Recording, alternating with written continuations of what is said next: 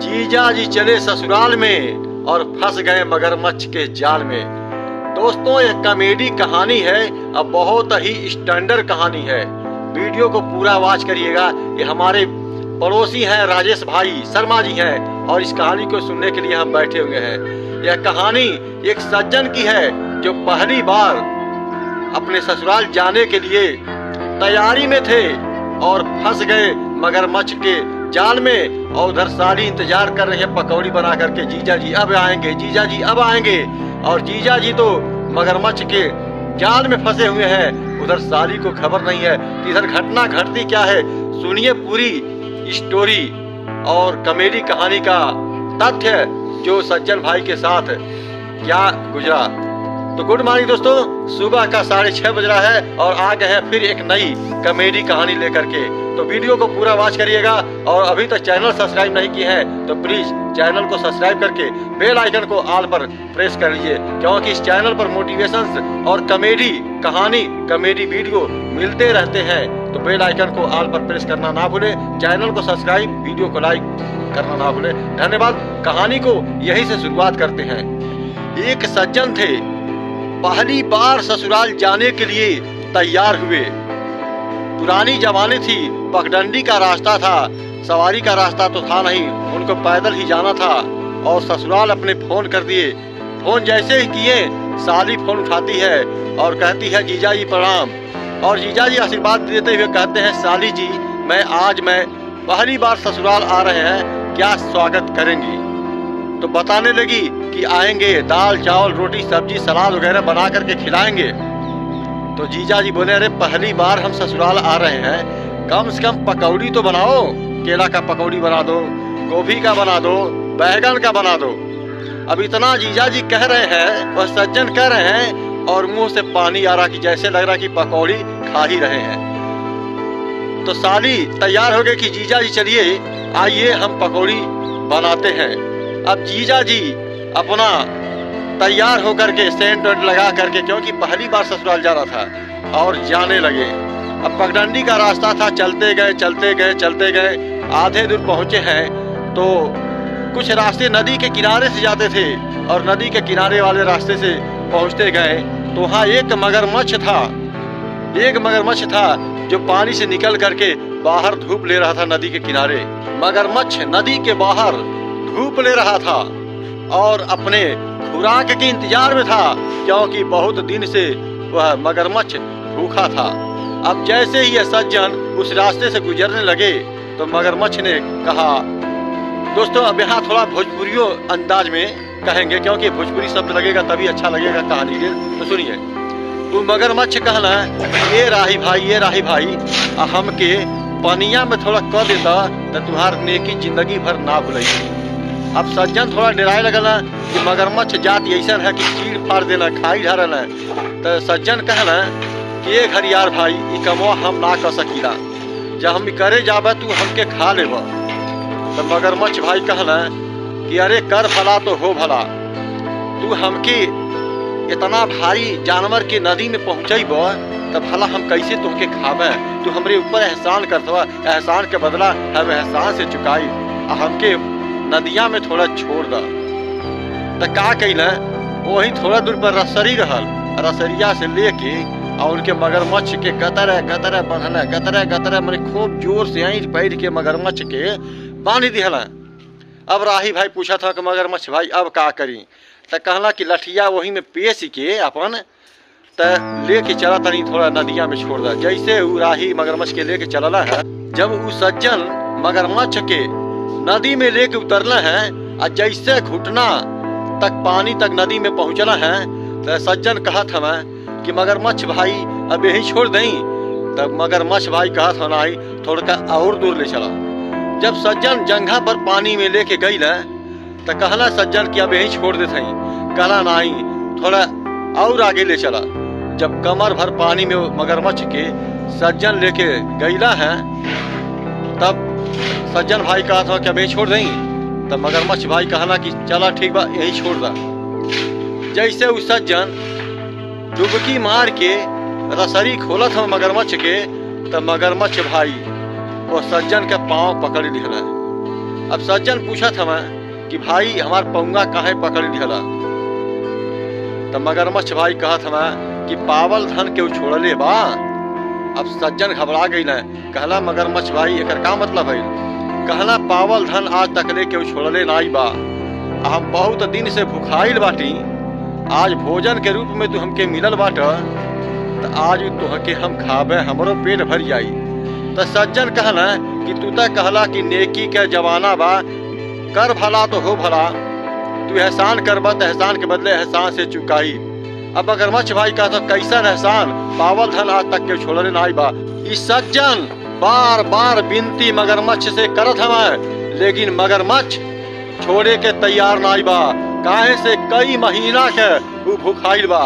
अब हरियन साली जी ससुराल में पकौड़ी गोभी के, आलू के, बैगन के, पनीर के बना बना के तैयार बाटी कि जीजा जी अब यही है, जीजा जी अब यही है। और जीजा जी छपटियात हमें कि कब चली ससुरारी, आज साली जी के हाथे पकौड़ी खाई।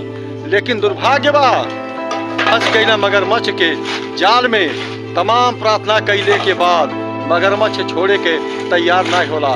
तो कहल जला कर भला तो हो भला, भलाई करेंगे तो भलाई होगा, ये सत्य है। लेकिन इन सज्जन का दिशाएं भलाई करने का गलत हो गया, क्योंकि हिंसक प्राणी से कोई भलाई का काम नहीं किया जा सकता। जब हिंसक प्राणी से कोई भलाई का काम करेंगे तो आपको अपने चपेट में लेगा, जैसे इस सज्जन को आज अपने चपेट में मगरमच्छ ने ले रखा था। तो लाख प्रार्थना करने के बाद मगरमच्छ नहीं छोड़ा। तो आखिरी प्रार्थना सज्जन कहते हैं कि मगरमच्छ भाई ठीक है, आज हम फंसी गए हैं, हमारा पकौड़ी ससुराल में ठंडा हो रहा है, कोई बात नहीं, लेकिन थोड़ा तीसरा परमिश्रा हो जाने दो, दो चार आदमी को पूछ लेने दो, जो उचित लगेगा फिर आप खा लेना। वही रहिया से एक गाय बहेता जात रहे। इस सज्जन कहला कि हे गौ माता, हमार तीसरा परमेश्वरा कह दे तू तो बड़ा उपकार हो जात। गौ माता कहलिन कि ये बचवा हम तुहार तीसरा परमेश्वरा ना कर पाई, काहे से कि हम न घाट के बाटी न घर के बाटी। जौले हम दूध देते रहनी कुल दुहला खैना, अब दूध दिहल बन कर दिन कुल मार मार के हमके खदे दिहला। गौ माता इतना कह के चल गई। फिर एक जूता वही नदिया में बहत जाता, कहला ये जूता भाई, ये जूता भाई हमार तीसरा परमेश्वरा कह देता। तक जूता महाराज कहला कि हम तुहार तीसरा परमेश्वरा ना कर पाई। जब हम नया रहनी तो दोनों पैरे में पहिरल जात रहनी, जब हम पुरान हो गई तो एक जूता घोड़े पे फेंकल बा और एक जूता देखा बहुत जात बाटी। जब हमार कौनो इज्जत नहीं बा हम तुहार तीसरा परमेश्वरा कैसे करब। वही रहिया से एक सियार भाई जात रहा। अब सज्जन सियार भाई के कहला आ गिड़गिड़ा के उनका पाँव सियार भाई के पकड़ लेना, कहना ये सियार भाई हमार तीसरा परमेश्वरा कह देता तो बड़ा उपकार होत। हमार साली पकौड़ी बना के ससुराल में इंतजार करते बाटे, आय हाय मगरमच्छ भाई हमके पकड़ लेने बाटे और खैले के तैयारी में बाटे। अब सियार भाई कहला कि बात क्या है, काहे घर यार भाई मगरमच्छ भाई पकड़ लेना। अब सज्जन भाई सारा स्टोरी बतौला सियार भाई के।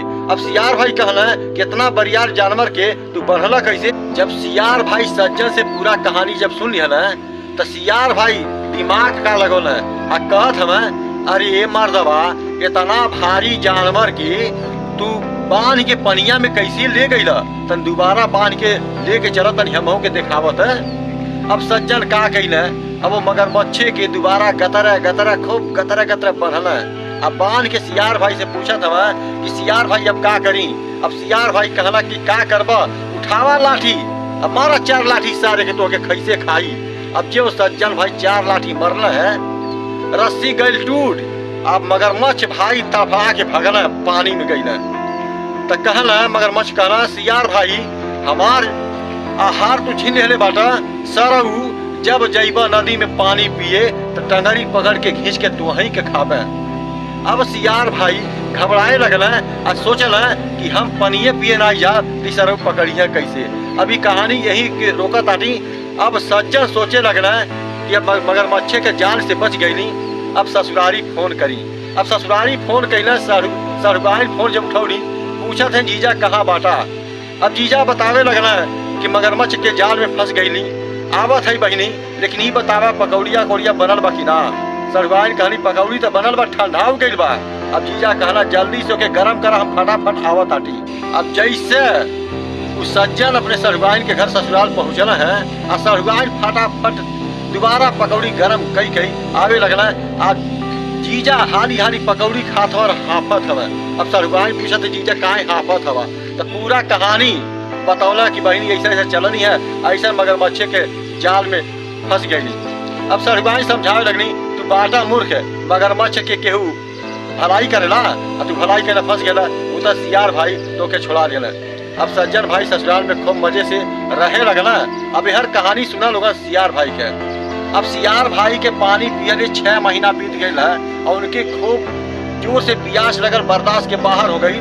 आई मगरमच्छ बार बार नदी में डुबकी लगा लगा ताके कि सियार भाई आवत टंगरी पकड़ के उनके खींची। अब सियार भाई डेरात एक बरगद के पेड़ रहल, वही के नीचे थोड़ा सा मतलब जगह ही रहल नदी के किनारे। वहाँ जाके जैसे ताकि तू के पानी सियार भाई पिए लगना और तौले मगरमच्छ वहीं से देखलस कि सियार भाई पानी में पानी पिए आगे बटे। वहीं से डुबकी मल रहे आके सियार के गोड़ पकड़ लिया।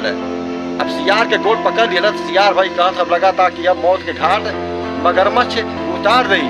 तो दिमाग में सोचना का अब सियार कहना सहराऊ पकड़े के चाही गोड़ तो पकड़ ले बाटे सोर। अब मगरमच्छ भाई सियार के गोड़वा छोड़ के अब बरगदवा के सोरिया पकड़ लिया। अब सियार भाग गई डाले किनारे भाग गई। अब वहां से कहा था सहराऊ पकड़ले रहना गोड़ तो पकड़ लिया सोर। पहलवा कहना पकड़े चाही गोड़ तो पकड़ लिया सोर।